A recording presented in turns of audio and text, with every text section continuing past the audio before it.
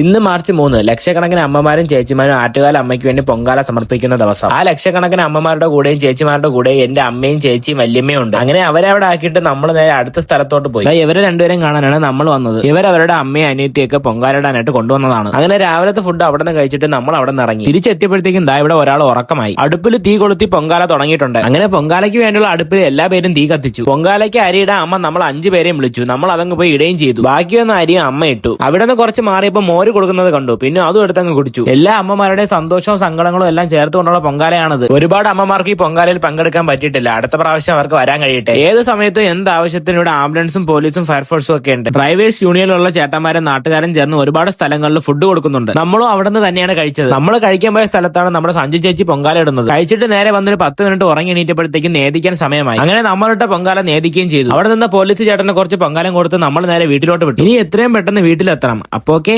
By.